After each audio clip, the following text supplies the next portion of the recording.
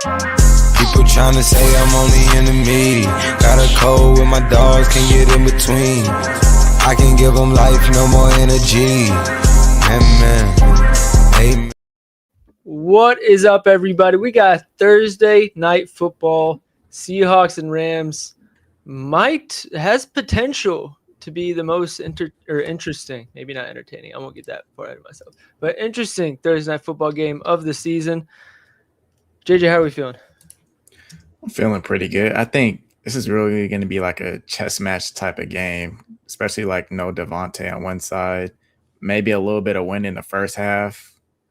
I mean, whoever wins this game is going to be probably coming out of the NFC possibly. Yeah, division and NFC. So yeah, to have this on a short week, criminal to both of the teams themselves.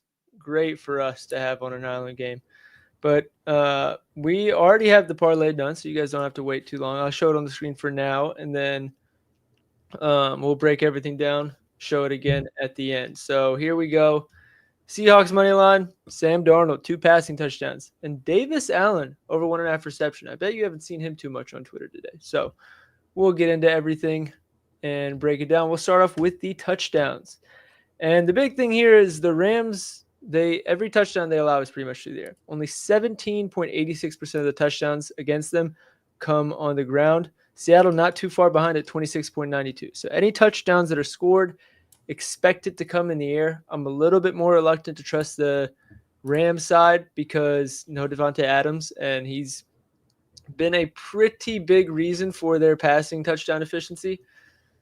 So that's really all I'd say there. As far as where to target against the Rams defense, they're pretty bad against the slot. And Cooper Kupp at plus 400 is a pretty good shot there. You could also, me and JJ are pretty high on Davis Allen this week, so you can mix in that in there as well. I might sprinkle like 1/10 of a unit or 1/4 unit on each of them first touchdown score, and we'll see what happens. But let's talk about the running game, JJ. It's an ugly one because both of them like to lean on the run, and both of them are very good against the run, and the weather forces a lot of the run game. So it's going to be a very gritty game, and I don't really know what to expect from an efficiency standpoint. I don't know what your take on that is. I think from an efficiency standpoint, the Rams will have more success there. I mean, we already seen it last time, and Kyron was just having a game against them in the first half. Just ripping off runs on those zone scheme concepts. But the problem is trying to trust him. I mean, you got another running back in the conversation with Blake Corum. He's been good, man. Yeah. It's really hard to see like who's really going to gain the edge in touches here. So it's really hard to go with one or the other right now. And I mean, honestly, with Seattle, it's kind of the same thing. I mean, it's been like that all season. I mean, after the bye, we thought, man, you think Zach Charbonnet's like kind of going away a little bit. And then all of a sudden, the last 2 games, that completely changed. I never understood that. But everybody was going crazy because Kenneth Walker's snap rate went from like 55% to 62 or something. Yeah. I was never going to last. It's really the 2 things that matter in their rushing splits in any given game is 1, how much are they in the red zone? And 2, how much are they throwing the ball? Because if they're throwing the ball, Zach Charbonnet's in. If they're in the red zone, Zach Charbonnet's in. Anything else, it's Kenneth Walker. So if it's just I feel like it's pretty simple, but it's simple in a way where you don't really know what the Seahawks game plan is from like a play-by-play standpoint. So when you try and predict the whole game, it just turns into a mess. Yeah. For me on the Rams side, I'm a big Blake Corum fan, and he's also significantly better against light boxes, which Seattle runs a lot of. Didn't do well in this matchup last time. I think, what was it, 8 attempts for 10 yards? Yeah. So I like the bounce back narrative, especially on a shorter week. But last time we bet on Blake Corum on a short week, he fumbled on his first snap and didn't get an opportunity the rest of the game. So, like I said, it's real ugly, and I don't. There's not a lot of room for error here. This is a must-win for both teams. Yep, this is basically a playoff game. Playoff games is when coaches get in their bag the most. which is where I think we have a lot more to talk about in the passing game. We'll start off with the Rams because that's the one that there's the most to talk about. We got Devontae Adams is out, hamstring injury. And the easy answer would be like, oh, okay, Puka's just going to get 15 targets now. But there's a lot of wind, and that prevents a lot of downfield opportunities. So how much do they want to just give him a bunch of slant routes and target him there versus using him to open up the rest of the offense? And I think it's going to kind of go more towards the latter with their tendency to run 3 tight end sets. Last time Tyler Higbee was playing, he's not there anymore. So the 3 tight ends you're looking at are Terrence Ferguson, Davis Allen, and Colby Parkinson. Colby Parkinson's lines are ridiculously high. 4.5 receptions for a tight end for somebody that's not like Bowers, Kittle, Kelsey. Feels crazy. He does have I think it's 30% targets per out run without Devontae Adams on the field. And he led the team in routes after Devontae Adams went out last week. However, Terrence Ferguson and Davis Allen only had 1 less route than him after Davis Allen went out. So then if that's the case, they're all kind of in play. Davis Allen and Terrence Ferguson have significantly lower lines than the other two. I am a big Davis Allen fan tonight. I think he's been the main benefactor of Tyler Higbee being out and just going into the role that Tyler Higbee usually fills. But Terrence Ferguson does have some appeal. I don't want to take everything, JJ. So you can have the floor the rest of the way on the Rams passing attack. Yeah, so I'm just looking at the updates from Kevin Roth, and I mean he's saying the wind gusts do look strong for the first half, but it should be less likely of an issue in the second half. Just a little better rain. So unfortunately, Alex, you're gonna have to rely on the wind on this one, which is usually the bigger factor anyways when it comes to weather outside of snow. I mean, rain is usually, unless it's just like a monsoon or something. Yeah. Yeah. But I mean, when you look at the Rams, I think you got to look at Matthew Stafford against that blitz. I mean, Seattle blitzed him at the highest rate all season. It was like blitzing as much as what Minnesota usually does. And I mean, Seattle doesn't really blitz that often, but they got to get the ball out of Matthew Stafford's hands. And when I was watching the film, it was not looking good. Everything was very short throws. I mean, the longest reception was something I was eyeing for this game, even outside of the weather. I wasn't even thinking about the weather for this play at all, just how they're trying to attack him. And I mean, yeah, everything was between 10 or less yards, and you're relying on a lot of yak. The biggest play just came off of a screen pass to Tyler Higbee that went for 23 yards. And I mean, earlier when I checked, Matthew Stafford's longest completion was at 34.5. I think he was looking to that earlier for me. And there was only 2 quarterbacks that have really hit that recently. And of course, I think it's Brissett. Well, Brissett didn't even hit it. He went over his own line by 1 yard, but he finished at 34. So he technically went under Stafford's line. Yeah. That is And then true. Baker had a 57-yarder. I didn't go back and check how he got it. Yeah. So, I mean, I'm expecting a lot of quick passes from this offense. And obviously, Seattle allows so much to tight ends. I mean, you can't go wrong with that. You got to give up something. I mean, with Devontae out, you got to think a bigger game plan is going to be going around stopping Puka, which will make it a little bit tough. But I mean, Puka's Puka. They're going to scheme him open since he is the only receiver. But the other thing is he's not like the true X receiver as we were talking about before the stream, which is usually like Devontae's role. And outside of that, they don't have that replacement. They have speedy receivers. They have gadget receivers, but not a true X receiver. So it kind of makes me think they'll go a little bit more 11 personnel because I know the big hype is the 13 personnel. But I think we might see a little bit more 11 personnel, kind of like what they did in the second half of last time they played. Don't tell me that when we're on Davis Allen. No, but I mean, they're still going to use it, but just not as much as what people are expecting. It's fair. There's a couple of things that I do want to show in terms of Jackson Smith and Jigba and Puka Nacua. Jackson Smith and Jigba at 6.5 receptions is very much steamed down because of weather. However, if you remove blowout games, which I don't think we're expecting a blowout in this one, he's over in 8 of 9 games for his receptions lines at plus 100, at least when we were looking at this earlier. And in that Arizona game, he ran 29 routes. I don't think no matter what the weather is, I don't think they're going to just a lot of these games are only like 18 pass attempts. He just dominates target share with Sam Darnold. And if the weather is bad, I don't think the adjustment's going to be let's not use Puka. I think the adjustment's going to be let's have Puka run more shallow routes so we can get him the ball anyways. So if that's the case, this is a pretty damn good chart for 6.5 receptions at plus money. The other one that I wanted to talk about, if I can find him, was Puka Nacua, because again, no Devontae Adams. It's easy to say, oh, other big wide receivers out. Let's just target the main one. When you look at the log this year, only 6 of 13. All the misses are coming in the recent games. However, 29 routes last week with Devontae Adams going down. I'd consider that his floor, because the reason his route share went lower in all these games was that's when Rams started using a shit ton of 13 personnel.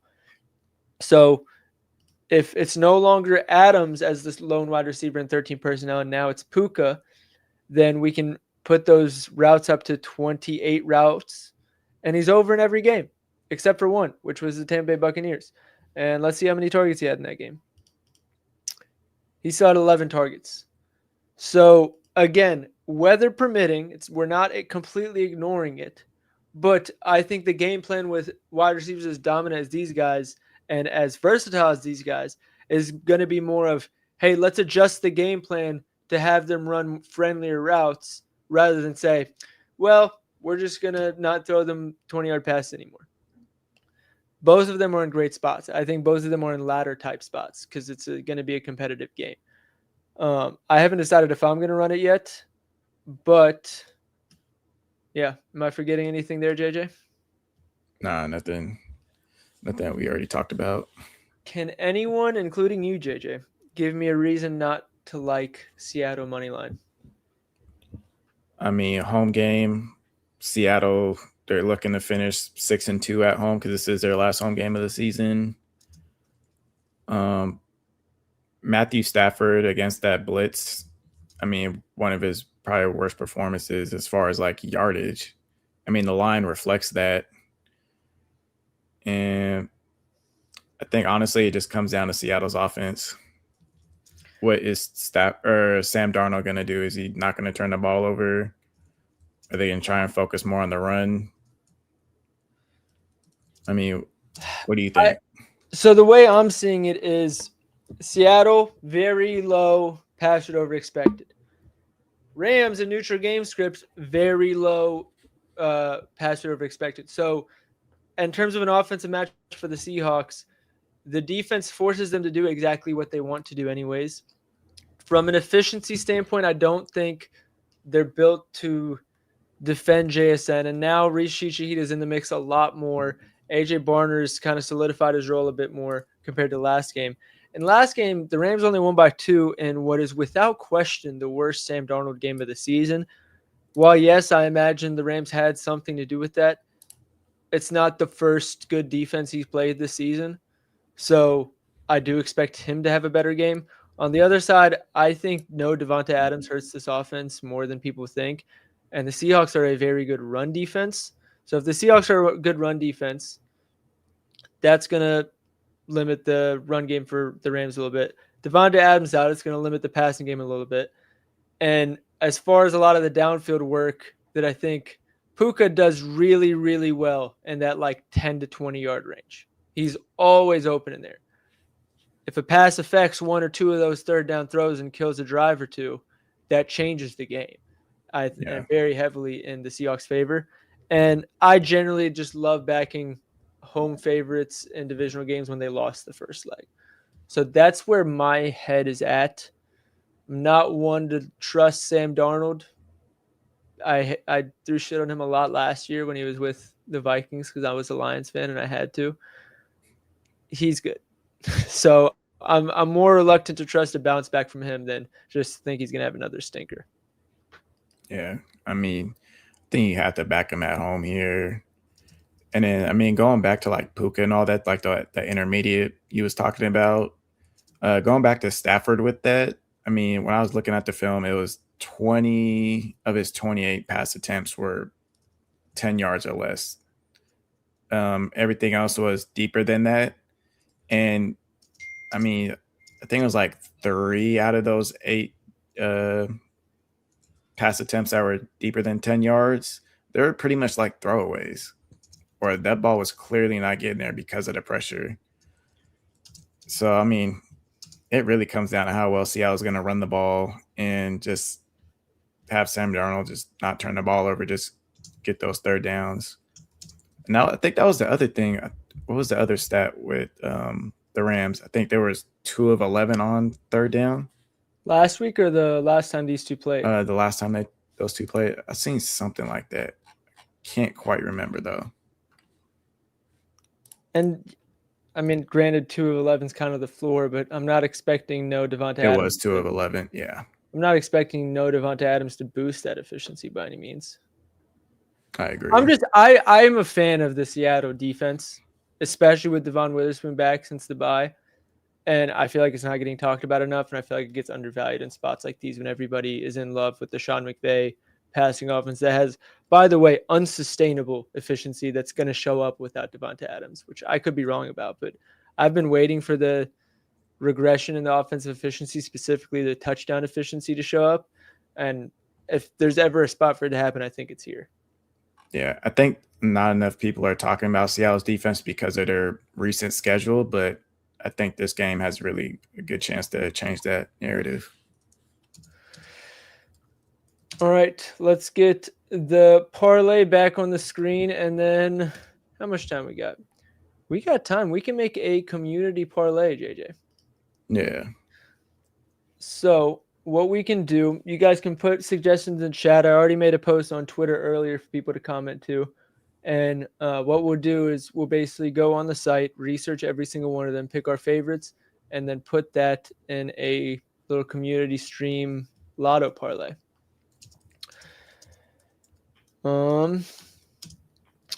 So yeah, let's pull that up real quick. I'll keep this on the screen while I put it up on a different tab. And we'll go over what we got. Oh, that's actually a really sharp one. Somebody just sent in AJ Barner rush yards onto the Twitter. All right. So as you guys can see, comment a Thursday Night Football player prop. We'll research it and put it together. I want to check on this AJ Barner prop. If you guys are paying attention, you just saw a sneak peek in the NBA section that is not yet live. I'm going to clear all these tabs so I know what I'm looking at. All right, AJ Barner. Oh, we can't even look at rush yards on here because we have him as a tight end. All right, let's do this. I'll pull him up on a separate tab. AJ Barner rush yards. He has an attempt. Doesn't have an attempt the last 2 games, but the games before that he had 1, 0, 2, 2, 1, 1. He's just running the tush push. I actually fuck with that. I do too. I'll like it for now. Sam Darnold pass yards. Let's pull that up. It's pouring outside my house right now. All right, so we got Sam Darnold at 220.5 passing yards is his line. If we look at games that are not blowouts, pretty damn good hit rate. If we look at games, this is already updating to last week, but I remember the ranks for a lot of these. They were the 21 ranked pass defense in terms of passing yards per game, over in every game since week 1. So, JJ, do you have any reasons not to like Sam Darnold passing yards? I think there'll be more passing in the second half, but I think a little bit more in the first half, probably be leaning on the run. Let's put it this way. If we were to reduce the air yards per game, assuming that's what has an effect on it, I guess that's where it gets to 2-2. Yeah. So that's fair. That's fair. All right then. Let's move past that one. We got Blake Corum rush yards. I need to get rid of this. Keep putting it on the screen by mistake.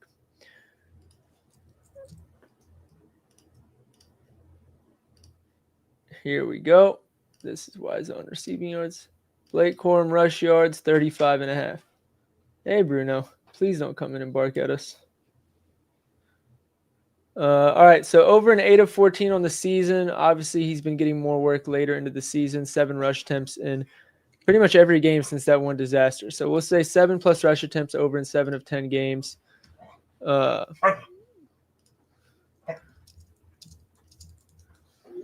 And if we check, Seattle runs a lot of light boxes.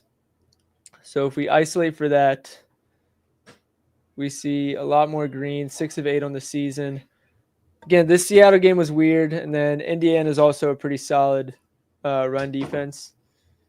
I am a bit skeptical of targeting the Seattle rushing defense. When you filter for some of the better ones in yards per attempt, it gets a little bit more 50-50.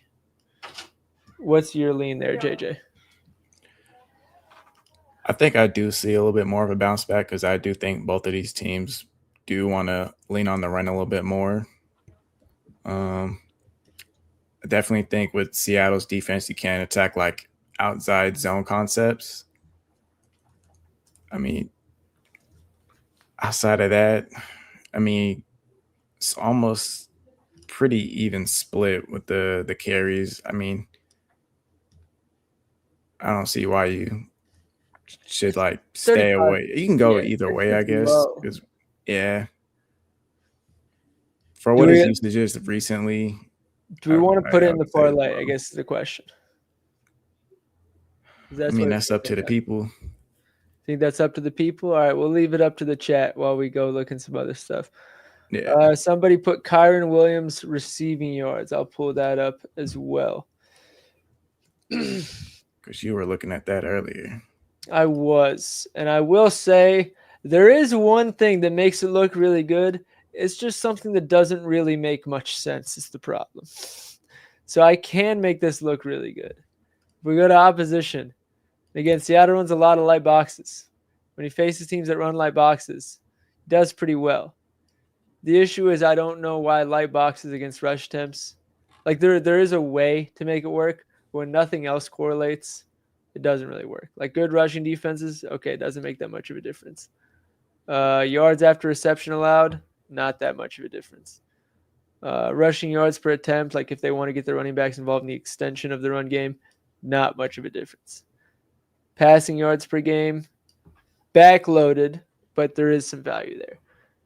So, not that big of a fan of it. Charbonnet receiving yards. Let's check that out, JJ. I love how this is the one primetime game where everybody wants to bet on running backs and tight ends receiving yards. All right. So we got receiving yards at 3.5. What the fuck? Yeah, 3.5 receiving yards for Charbonnet. That's hilarious. Routes run. I mean, it's just a matter of if he's going to be running a route or not. Yeah. His 1 route against Minnesota, 9 routes against them last time. His route share is down heavy. I'm probably not touching this one. Let's go back to Twitter real quick. Kunata Mumfield over 1.5 receptions. JJ's favorite player. I didn't even know who he was until yesterday.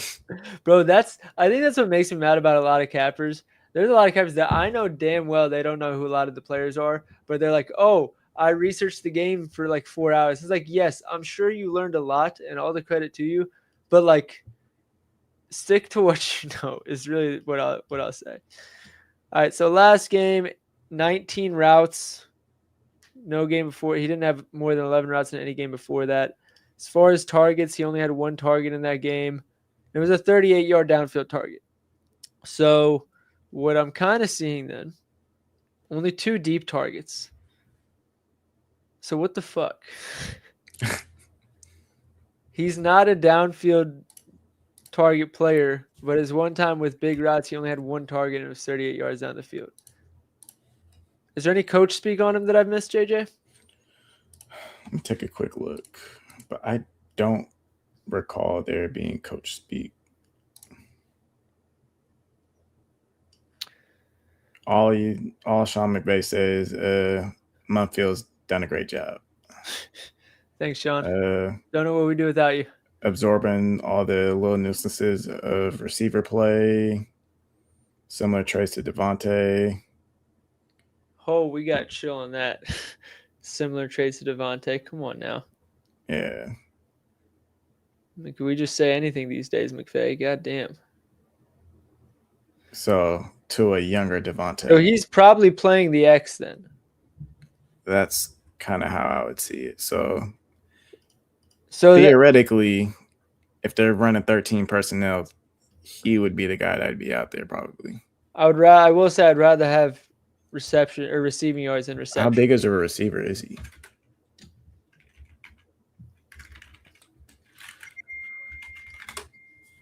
$5'11"? 5'11"? Yeah, he's not. He's not an X. No, that's not working. Jason Myers, we can't check kicking props yet. Rashid Shaheed, I actually already did this one, I think. I wouldn't want to take a kicker prop with the Gus wins anyways. Yeah. So here was the issue with Shaheed. More conflicting information. If you guys haven't noticed, that's what's pretty much happening a lot here. 5 games with the Seahawks. And the 2 games against not great running matchups, so like they have to pass more. 67 plus yards. But in the 2 games against teams that don't allow good yards per completion numbers, 27 or less. Another one, I'm happy staying away.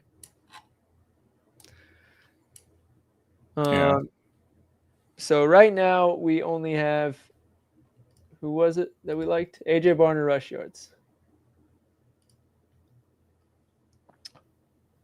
Parkinson receiving yards. More tight ends. And then once we're done with this, we'll get to the ones in the chat.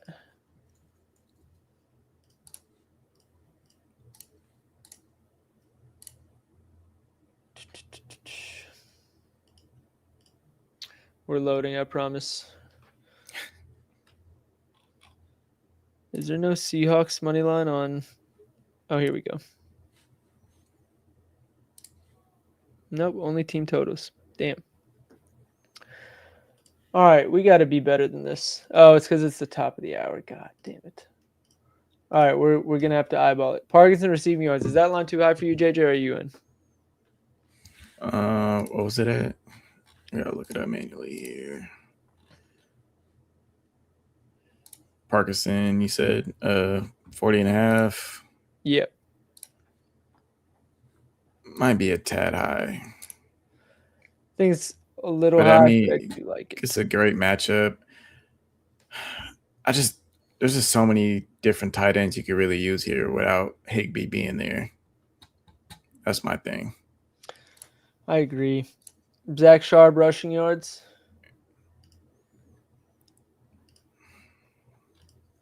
It's a very popular play.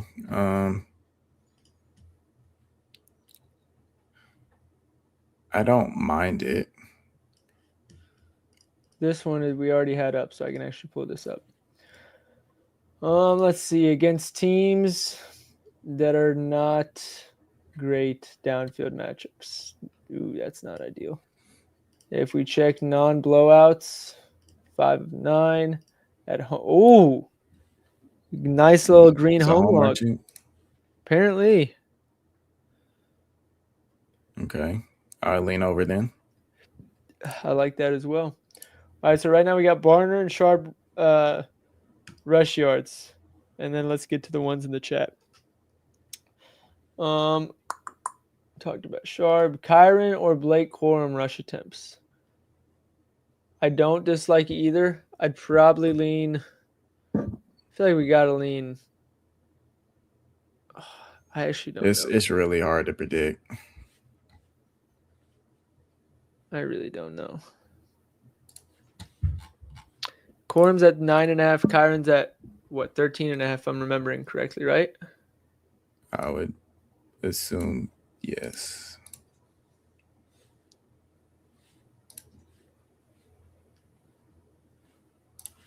Well, what's the splits been the last few weeks? That's what I'm looking for. I feel like I lean Kyron just because of it being a short week. Mm-hmm.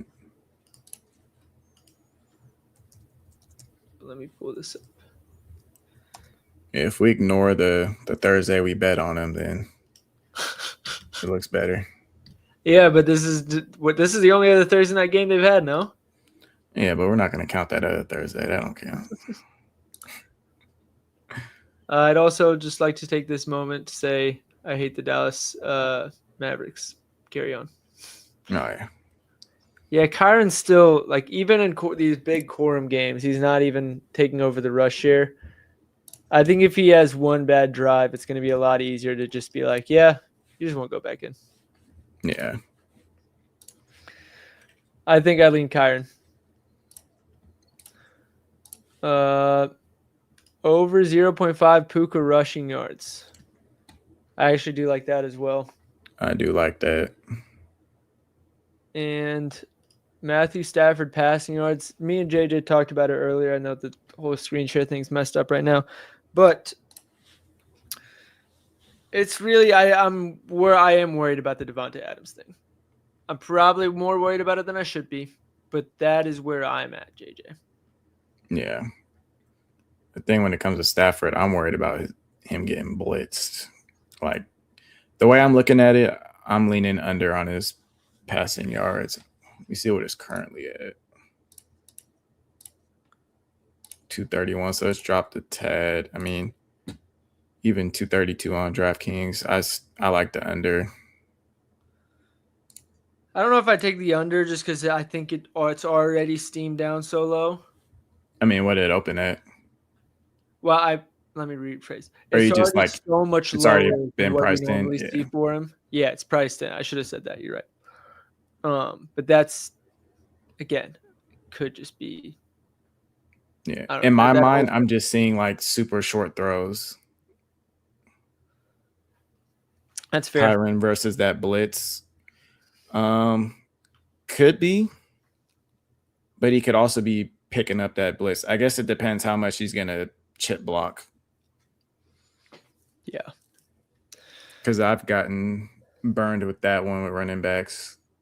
They'll go in and just only block. Yeah. All right. Let's see if we can craft something. So what do we had AJ Barner rush yards. Where are we? 0.5 is plus 120. Is this going to be a rushing lay? Apparently. Puka Nakua, where are you? 0.5. How you doing? What was the other one with Charbonnet? Charbonnet. I feel like there's one we're missing. Barner, Charbonnet, Puka. And then are we adding Kyron attempts or no?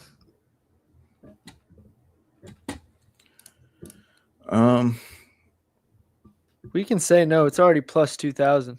How the whoa? Really? Hold on. I think BetMGM has a mistake. I'm about to deposit a lot of money into this app if this is actually plus 2,000. Unless Pickett lied to me. Uh-oh. BetMGM's crashing on me now. They know they messed up. Dude, what is going on?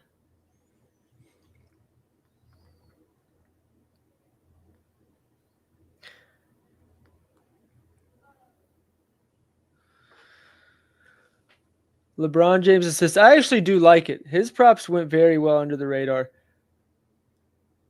Is there a lot of that? Seems to be what we're cooking right now if BetMGM wants to work. Because right now it's crashing very heavily. I think that's the only spot where you can get Barner right now, right? I think maybe all of them. I haven't even checked. which ones are available where. Yeah, BetMGM is just crashing on me heavily right now.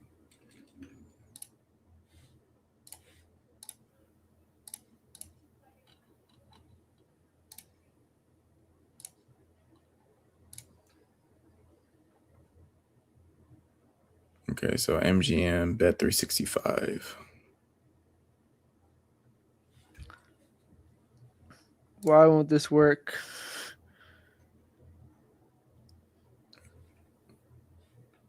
Players.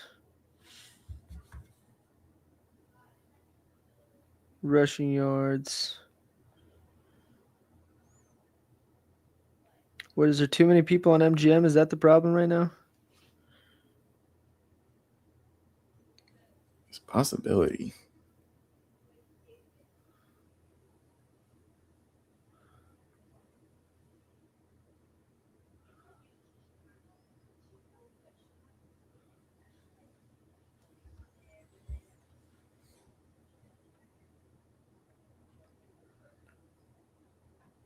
The details that I promise I'm trying to make this work, guys. I don't know what's going on with this app.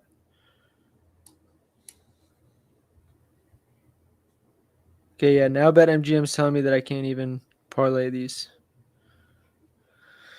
These books are so soft, man. On DK, you can get Sharp and Puka. You can't get Barner. Yeah. Same with FanDuel. But FanDuel Puka is 1.5. DK is plus, or he's 0.5. Same with ESPN. What about Caesars?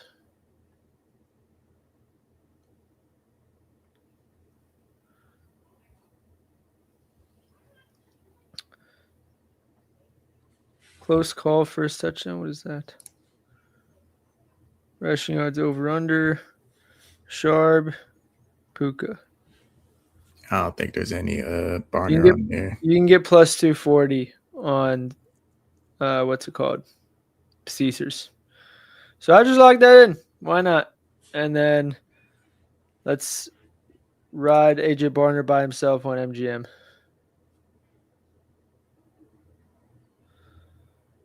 Because we like to live dangerously. Bam Adebayo double-double with 8 minutes left in the second quarter.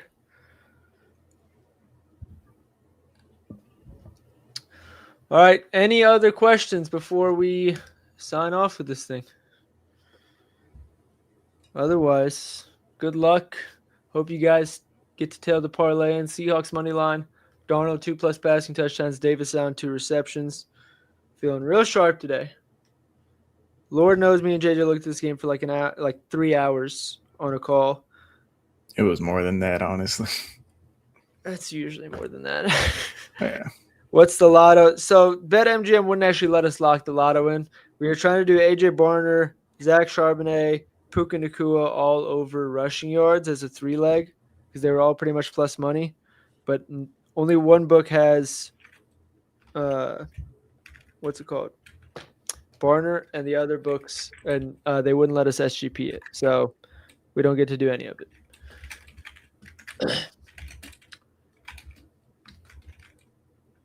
We got Tony Tony was asking earlier about Kyron over 27.5 rush yards first half. We couldn't separate first half. Both of them like to defer, so you don't get any edge in terms of possessions. As far as taking advantage of forcing the run more with the wind in the first half, I do like that. He's going to get the first drive. We pretty much know that. I like it. 27.5 is a low enough line, too. I like it, too. Ryan Rollins is off the bench, too, and I was thought so long about playing his unders. But I took Bub Carrington instead. That's fun. All right. I think game's about to start, so we'll sign off. Appreciate everybody for tuning in. Good luck, and let's make some money, everybody.